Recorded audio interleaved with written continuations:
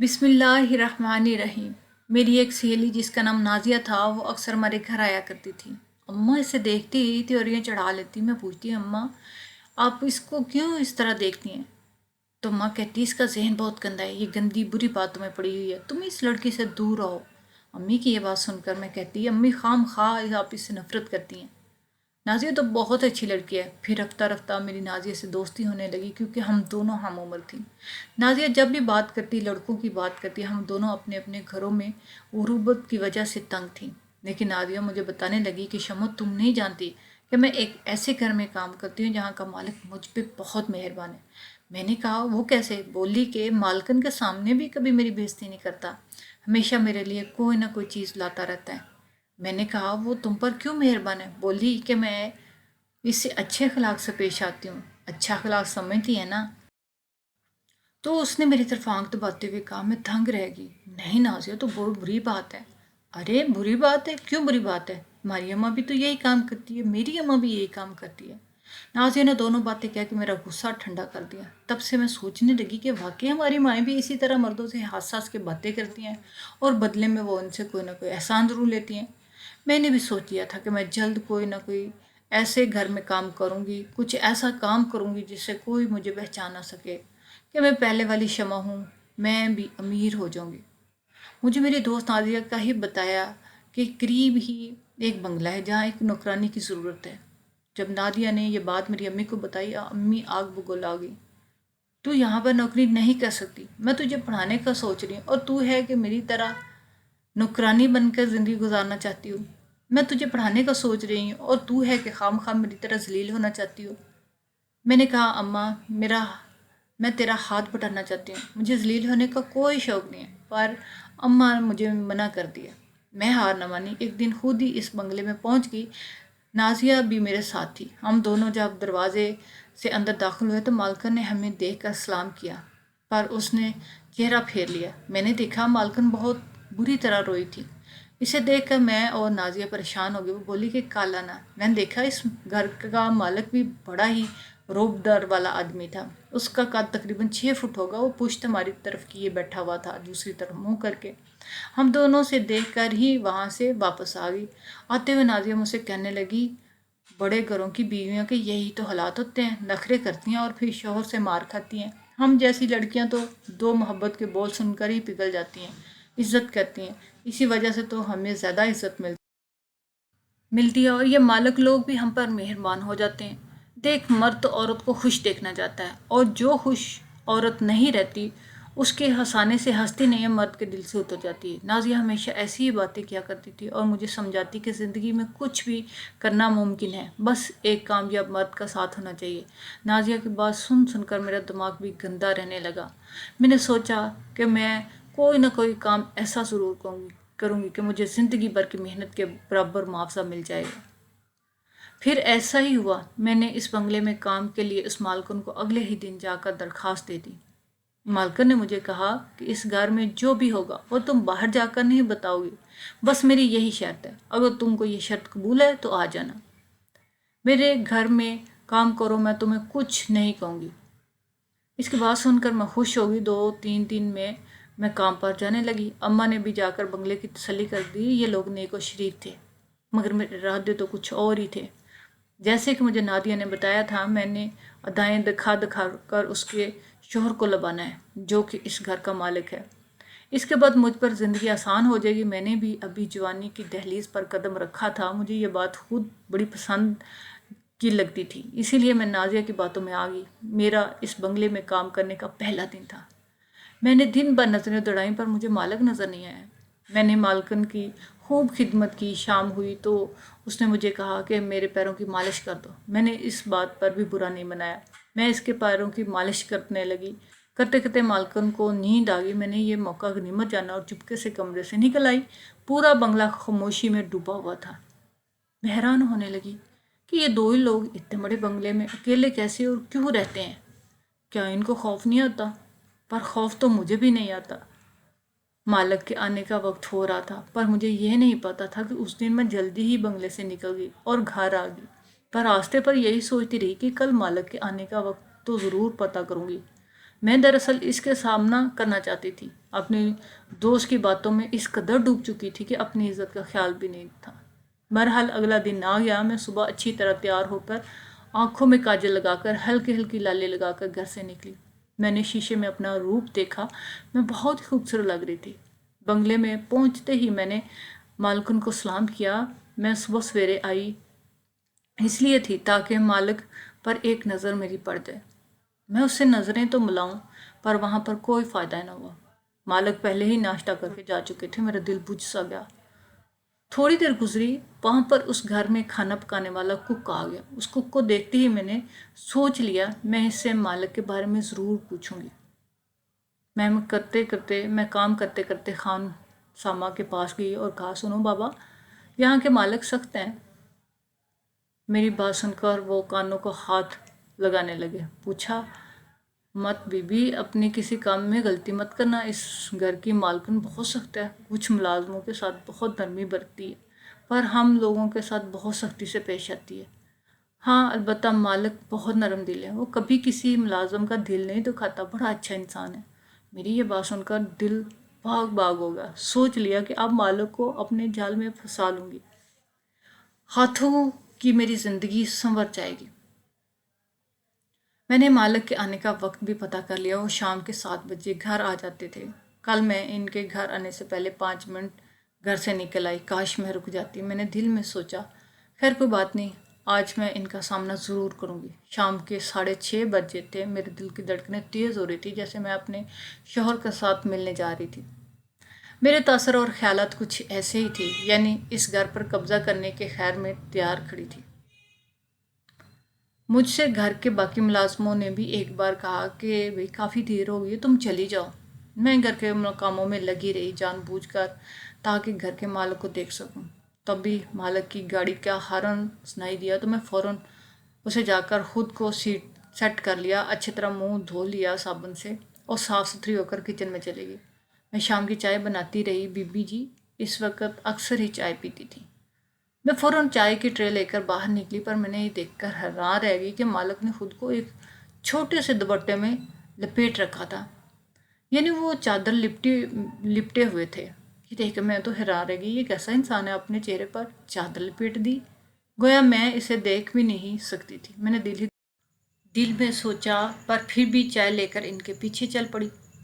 مالکن کے کمرے میں گئی۔ وہ بھی مالکن کے کمرے میں گئے تھے، اور یہاں آ کر پھر مایوسی ہوئی۔ میں نے چائے رکھی، مالک کا پوچھا تو مالکن نے بتایا وہ غسل خانے میں گئے ہیں، چائے پینے گے، لیکن تھوڑی دیر بعد میں خود لے آؤں گی۔ مالکن نے مجھے اشارے سے جانے کا کہا۔ وہ بہت خوش لگ رہی تھی۔ مجھے بڑی حیرت ہوئی کہ آخر مالک نے خود کو ڈانپ کیوں رکھا تھا۔ خیر سوچا کہ شاید تھکاوٹ کے مارے ایسا کیا ہو۔ اب اگلے دن ہی انتظار تھا، بلکہ اتوار کا۔ میں نے سوچ لیا کہ کوئی نہ کوئی کام اتوار کے لیے اٹھا رکھوں گی۔ اگلے ہی دن مالکن کو باتوں میں لگا کر کہہ دیا کہ کل اتوار والے دن میں گھر کے کپڑے وغیرہ دھو لوں گی، عام دنوں میں اتنا کام نہیں کر سکتی۔ مالکن بھی بڑی خوش ہو گئی اور خوشی خوشی مان گئی۔ 2 دن بعد اتوار تھا۔ اتوار والے دن بھی میں اچھے طریقے سے تیار ہو کر ان کے گھر گئی تھی، مگر صبح صبح کا وقت تھا، مالک ابھی جاگے نہیں تھے۔ میں اپنے کام میں مصروف ہو گئی، کپڑے خشک کیے، چھت پر ڈال دیے، پر مالک کہیں نظر نہ آئے، یہاں تک کہ دوپہر کا کھانا وغیرہ پکایا۔ اس کے بعد مالک جا کر نمودار ہوئے، پر مجھے دیکھتے ہوئے پیچھے چلے گئے، یعنی وہ مجھ سے پردہ کر رہے تھے۔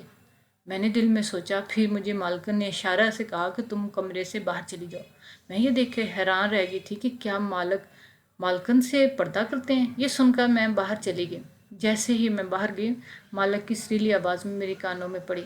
مالکن سے حال چال پوچھ رہے تھے، اور بڑے ہی پیار بڑے انداز میں آپس میں باتیں کر رہے تھے۔ یہ سن کر میرا دل مارے حسد کے جلنے لگا۔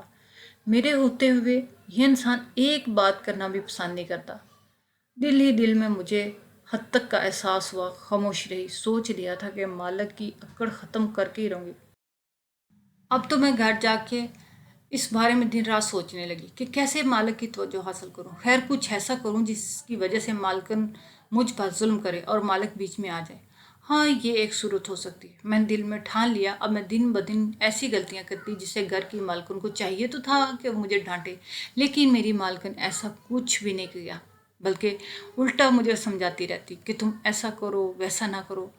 मैं इनकी बातों से बहुत तंग आ चुकी थी। मालिक को घेरने का मुझे कोई बहाना नहीं मिल रहा था। सो मैंने मालकिन के पैरों की मालिश शुरू कर दी। जब भी मालिक के आने का वक्त होता, इससे कुछ देर पहले ही मैं मालकिन के पाँव दबाने लग जाती, क्योंकि मालिक जब भी घर में आता, मालकिन तैयार होकर फौरन दरवाजे पर पहुंच जाती। आज तो मालकिन सो गई थी।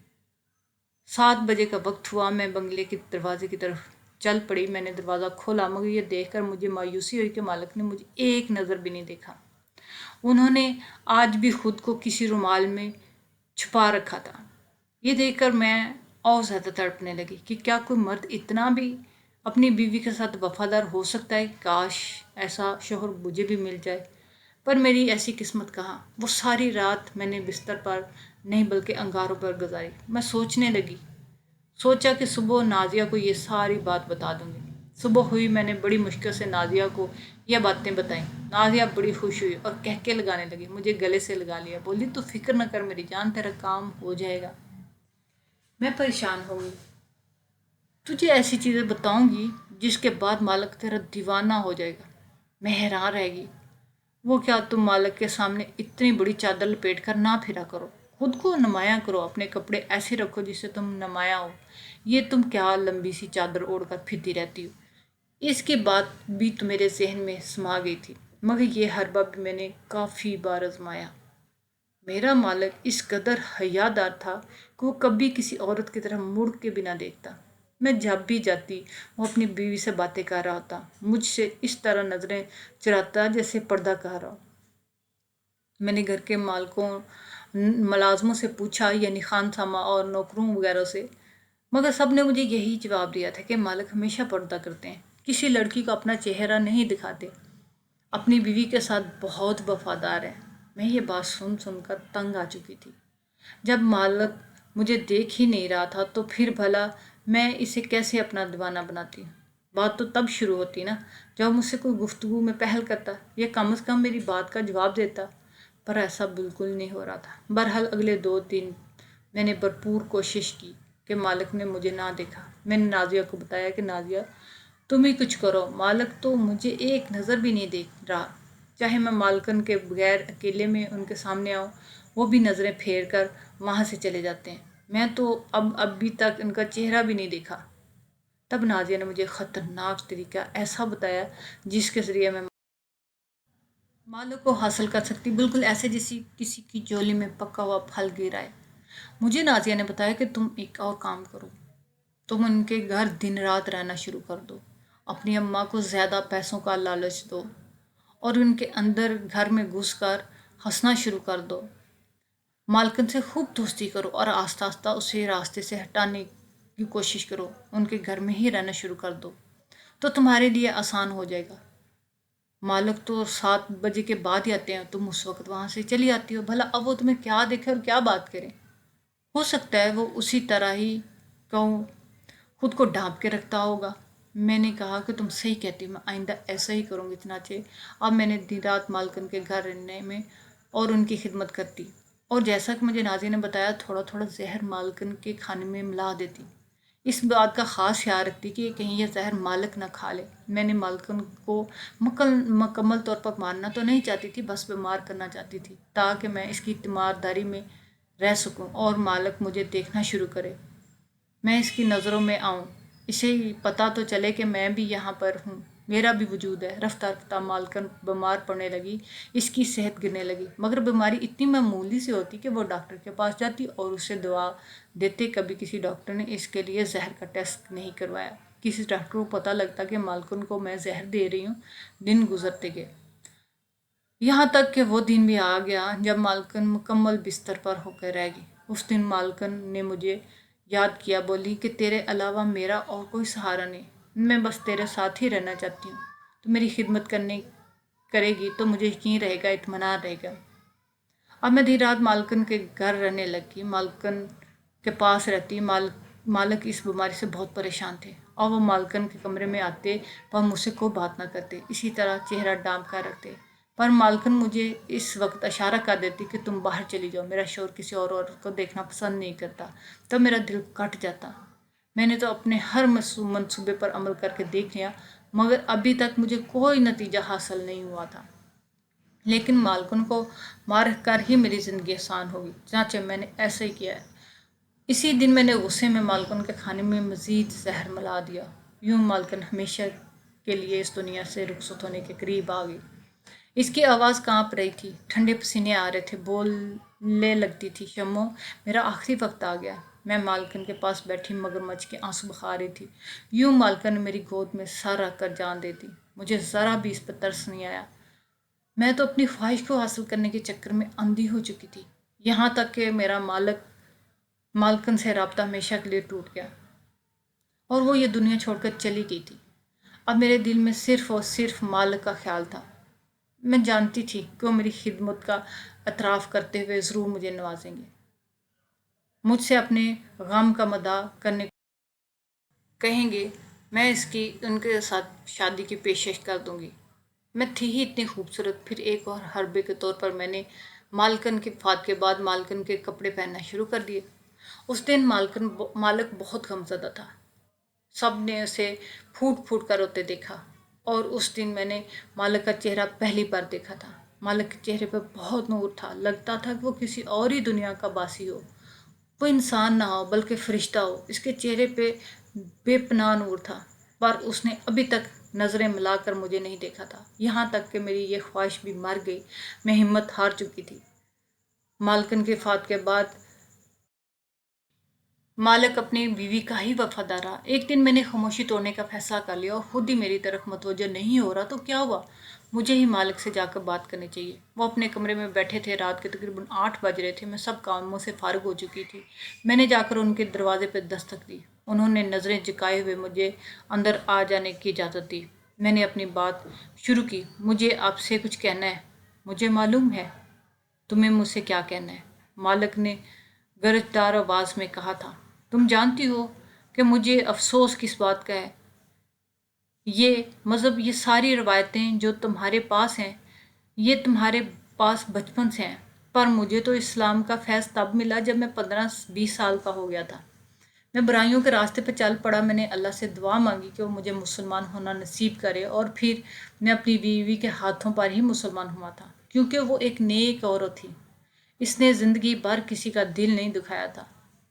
مدرسے میں بچوں کو پڑھاتی تھی، میں نے جب اسے شادی کی پیشکش کی تو اس نے مجھے یہ شرط رکھی کہ میں مسلمان ہو جاؤں، تب تمہاری مالکن کی وجہ سے ہی میں مسلمان ہوں اور دائرہ اسلام میں داخل ہوا۔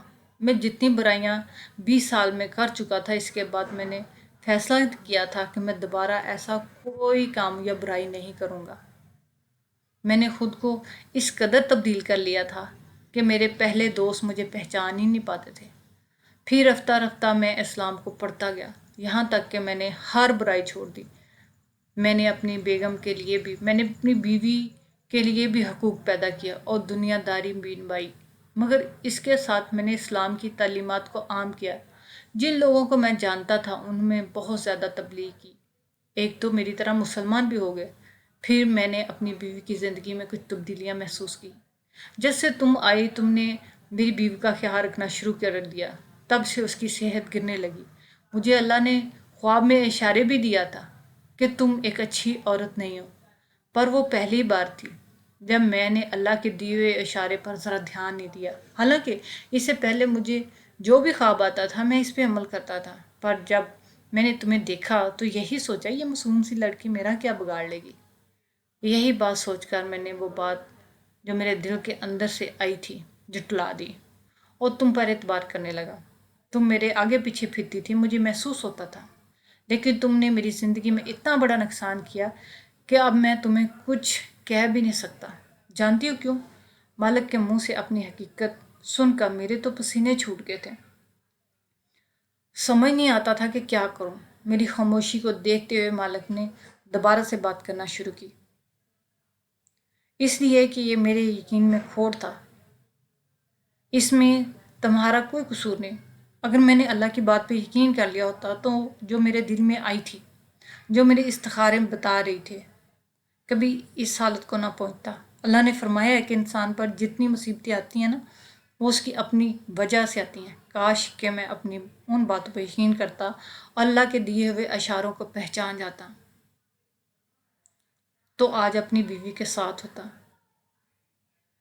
میں یہ سن کر بہت پریشان ہوئی۔ وہ کہے جا رہے تھے، یہ کہہ کر مالک رونے لگے اور میں سوچنے لگی کہ میرا انجام کیا ہوگا۔ مالک نے مجھے اپنے ضمیر کی وجہ سے بخش دیا اور اس نے مجھے کوئی سزا نہ دی، پر مجھ سے شادی کرنے کا تو سوال ہی پیدا نہیں ہوتا تھا۔ میں باری دل کے ساتھ اپنے گھر آئی، گھر آ کر بھی میرے دل میں وہ بوجھ نہیں اترا، یہاں تک کہ سالوں گزر گئے، اپنی میری شادی ہوگی، میں جوان ہوگی اور ادڑ عمر میں پہنچ گئی۔ مجھے سب سمجھ آنے لگا، پچھتاوا ایسا جاگا کہ آج تک راتوں کو مجھے نیند نہیں آتی۔ میں نے ایک نیک عورت کو قتل کیا تھا، مجھے نہیں معلوم میری مغفرت ہو پائے گی یا نہیں، پریشان ہوں، کسی کو یہ بتا نہیں سکتی۔ اگر مجھے کوئی ایسا انسان پا رہا ہے جسے اس بارے علم ہو تو مجھے بتائے خدا را، مجھے بتا دے کہ میں کیا کروں کہ میری مالکن مجھے معاف کر دے۔